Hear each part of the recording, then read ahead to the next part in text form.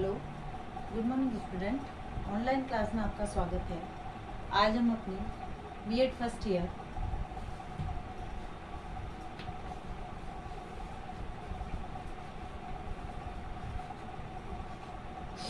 अधिगम और शिक्षण में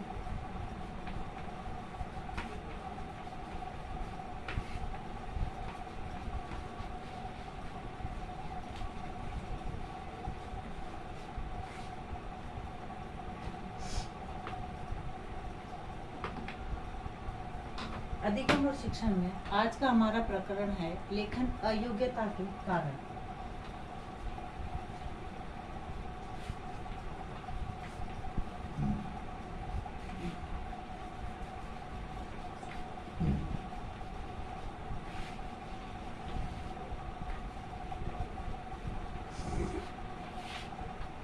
यानी बालकों में जो लेखन अयोग्यता किसी भी बालक में जन्मजात नहीं होती है, वरन अनेक प्रकार की वातावरण से संबंधित जो त्रुटियां होती है, जो गलतियां होती है, यही गलतियां और कारण अयोग्यता उत्पन्न होती है। यानी वातावरण में किसी गलती और कारणों से जो है बालकों में लेखन संबंधी अयोग्यता पाई जाती है, और इन कारणों पर शिक्षक एवं अभिभावकों द्वारा सकारात्मक रूप से विचार किया जाए तो लेखन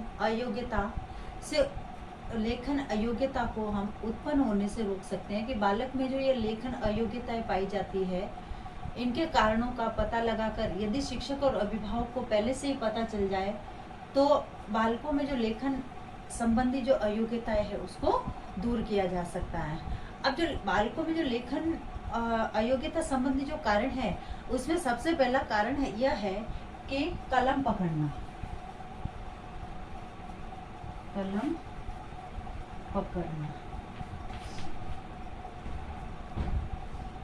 यानी लेखन अयोग्यता का प्रमुख कारण है छात्रों का सही ढंग से कलम नहीं पकड़ना। क्योंकि शुरू में ही जब बालक लिखना सीखते हैं तो उस समय यदि उनके कलम पकड़ने पर ध्यान नहीं दिया जाता है तो बालकों में ये जो लेखन संबंधी अयोग्यता है यह दिखाई देती है।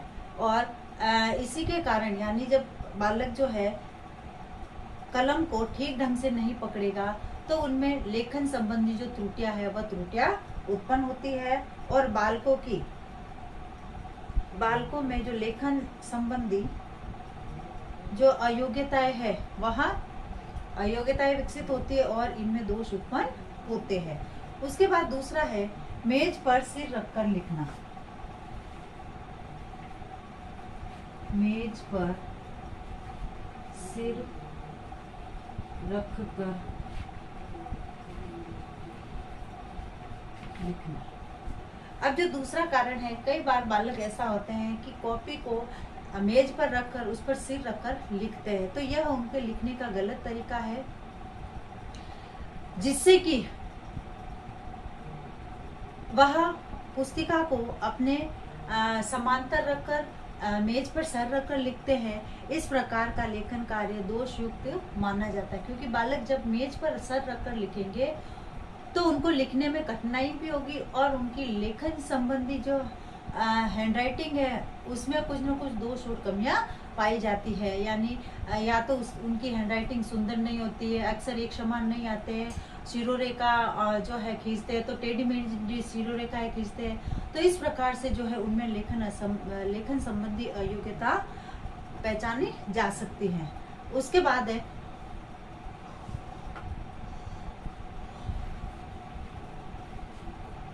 कलम को मजबूत पकड़ना।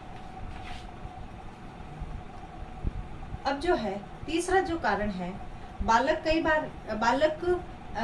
जो है छात्र ऐसे होते हैं, कई बार यह देखा जाता है कि बालक जो है कलम को इतने मजबूत तरीके से और इतने मजबूत ढंग से पकड़ते हैं, यानी जिस प्रकार से जो शब्द लिखने हैं उन शब्दों के अनुसार वह कलम को मोड़ नहीं पाते हैं, या फिर उनकी जो है शब्दों के बनावट के अनुसार उनको जो हिला और डुला नहीं पाते या मोड़ नहीं पाते पेंसिल को, जिसके परिणाम स्वरूप अक्सर अपने उचित आकार में नहीं बन पाते हैं, इससे छात्रों का लेखन खराब हो जाता है। तो इस प्रकार से इससे छात्र में लेखन अयोग्यता का दोष उत्पन्न होता है। उसके बाद है कलम से लिखने का ढंग।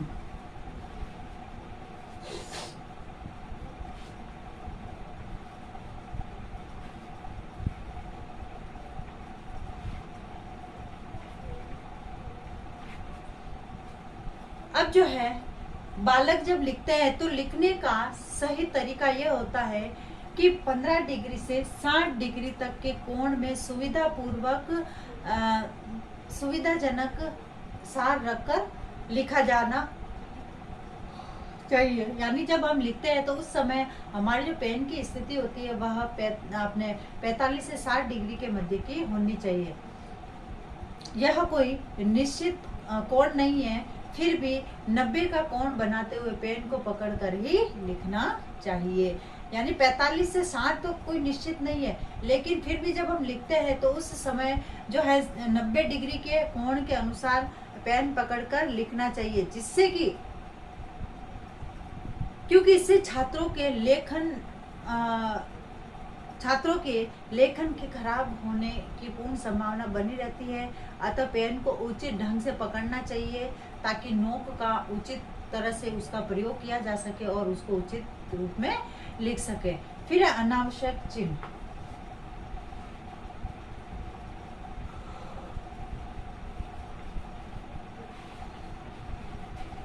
अनावश्यक चिन्ह। अब जो है जब विद्यार्थी लिखते हैं तो उस समय अनावश्यक रूप से कुछ चिन्हों का प्रयोग करते हैं। जैसे आरंभ करने से पहले कोई मार्क बना दिया, चिन्ह बना दिया, पंक्ति खत्म होने के बाद अगर जरूरत नहीं है तो भी किसी भी प्रकार का चिन्ह बना दिया। इस प्रकार का कार्य जब बालकों की आदत में आ जाता है तो वह उनके लेखन को खराब कर देता है। जबकि छात्रों द्वारा कार्य अपने लेखन को प्रभावी बनाने के लिए किया जाता है, किंतु ये चिन्ह जो होते हैं, कई विभिन्न प्रकार के जो बालकों द्वारा चिन्ह बनाए जाते हैं, ये कई बार जो है अर्थ का अनर्थ कर देते हैं। इससे भी बालकों में लेखन संबंधी अयोग्यता देखी जाती है। फिर है दृष्टि दोष।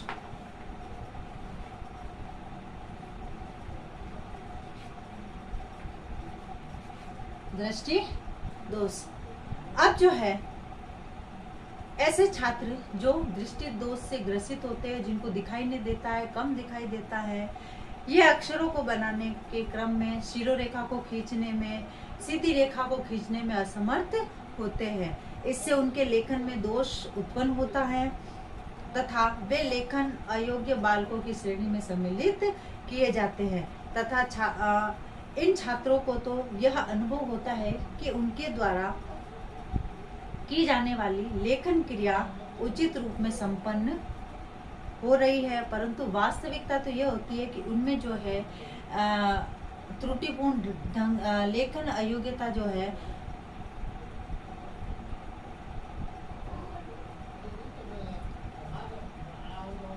हो रही है, परंतु वास्तविक रूप में यह त्रुटिपूर्ण रूप से संपन्न होती है। यानी जो ये दृष्टि दोष वाले जो बालक है, ये जब लिखते हैं शिरोरेखा खींचते हैं तो इनको ये लगता है कि हम उचित रूप में लिख रहे हैं, शिरोरेखा भी खींच रहे हैं, किंतु वास्तविकता यह है कि उनमें जो है लेखन संबंधी अयोग्यता पाई जाती है। उसके बाद है श्याम पट लेखन प्रक्रिया।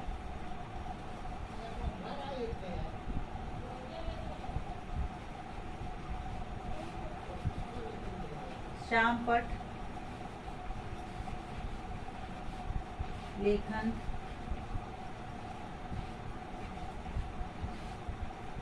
श्यामपट लेखन प्रक्रिया।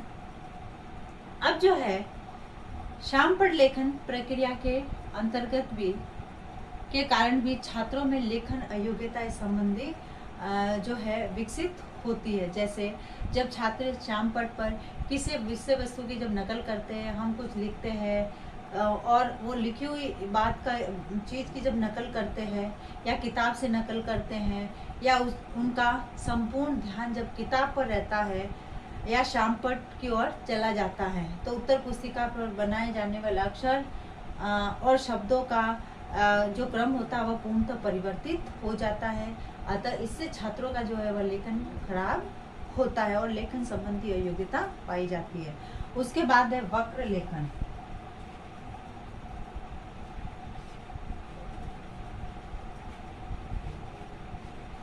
अब ये जो वक्र लेखन जो बताया है, यह वक्र लेखन जो है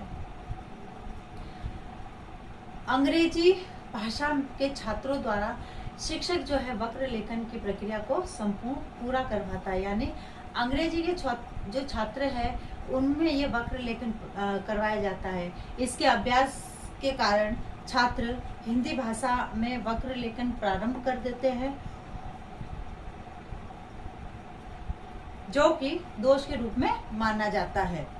अर्थात जो वक्र लेखन अंग्रेजी भाषा में उचित माना जाता है वही लेखन हिंदी जो भाषा है उसमें दोषपूर्ण माना जाता है, और वक्र लेखन हिंदी भाषा की दृष्टि में छात्रों में लेखन अयोग्यता का उत्पन्न करता है। उसके बाद आता है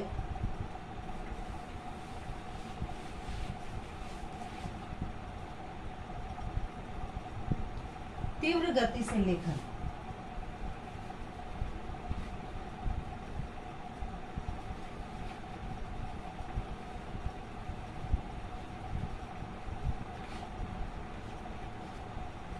अब जो है कई बालक जो है तेज गति से लिखते हैं। जैसे अध्यापक जब कार्य करवाता है, श्रुति लेख लिखवाता है, तो बालक क्या करते हैं, तीव्र गति से तेज गति से लिखते हैं। या फिर लिखने के लिए जब बालक जब जल्दी जल्दी लिखते हैं तो शिक्षक द्वारा उनको पृष्ठपोषण प्रदान करना एवं समय की बचत के लिए तीव्र लेखन कराना। इस प्रकार से जब बालक तेज गति से लिखते हैं तो उनमें जो है लेखन योग्यता विकसित होती है, क्योंकि जब वह तेज गति से लिखते हैं तो अक्षरों, शब्दों तथा शिरोरेखाओं किसी का भी ध्यान नहीं रखते हैं। उसके बाद है ध्यान का अभाव, लिखने का गलत ढंग।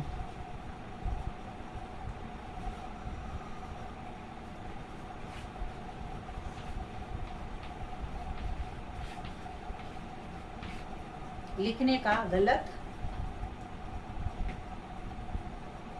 ढंग।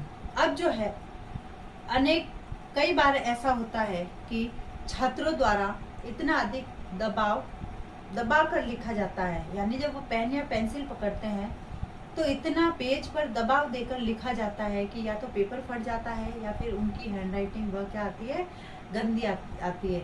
इसी कारण छात्रों में लेखन अयोग्यता विकसित हो जाती है, क्योंकि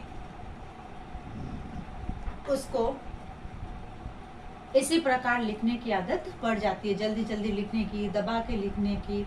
इस प्रकार कलम का अनुचित दबाव से के कारण लेखन अयोग्यता उत्पन्न होती है। फिर है ध्यान का अभाव, ध्यान का अभाव।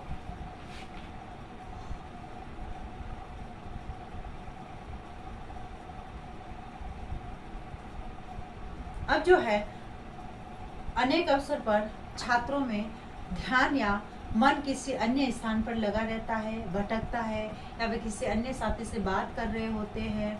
ऐसी स्थिति में किया गया लेखन कार्य सुलेख की श्रेणी में नहीं आता है, क्योंकि जब उनका ध्यान भटकेगा लिखने से तब जो है उनकी जो है लेखन अयोग्यता विकसित होगी उनमें, क्योंकि इन स्थितियों में किए गए कार्य जो है उनकी अक्षरों की बनावट है, शब्दगत दूरी है, शिरोरेखा है आदि पर कुप्रभाव पड़ता है। यानी जैसे वह ध्यान कहीं और होता है और जब लिखते हैं तो उस समय उनका ध्यान उसकी तरफ ना होकर किसी और जगह होता है, तो ये जो शिरोरेखा को खींचना है, शब्दों और अपने इसको अक्षरों को बनावट है, ये सब गलत होती हैं।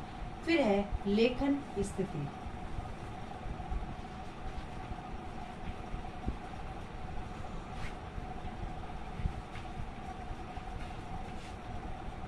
अब जो है लेखन कार्य दोष युक्त होना किसी एक कारण का परिणाम नहीं होता है। यदि छात्र अशांत वातावरण में तथा अनुपयुक्त स्थिति में लेखन का कार्य करता है तो उसको उचित ढंग के निर्देश नहीं मिलते हैं और तो उसका लेखन जो है दोषयुक्त माना जाता है। खराब मनोस्थिति के कारण छात्र अपने लेखन को खराब कर देते हैं क्योंकि उसका संपूर्ण ध्यान लेखन व्यवस्था पर केंद्रित नहीं होता है। तो यानी लेखन की जब स्थिति होती है, जब बालक लिखते हैं तो उनका संपूर्ण ध्यान जो है लिखने की तरफ होना चाहिए, जिससे कि इनमें लेखन अयोग्यता को दूर किया जा सकता है। अब आज का आपका गृह कार्य, लेखन अयोग्यता के कारणों का वर्णन कीजिए। अब एक विशेष बात, जैसे कि हम सभी जानते हैं कि वर्तमान में कोरोना जैसी महामारी भयंकर रूप से फैल रही है, अतः इससे बचाव है तो हमें उपाय करने, हाथों को सैनिटाइज करना, मुंह पर मास्क लगाना, सोशल डिस्टेंस का ध्यान रखना, 2 गज दूरी, मास्क है जरूरी, स्वस्थ रहे, सुरक्षित रहे, बी स्टैंड बी स्ट्रांग। धन्यवाद।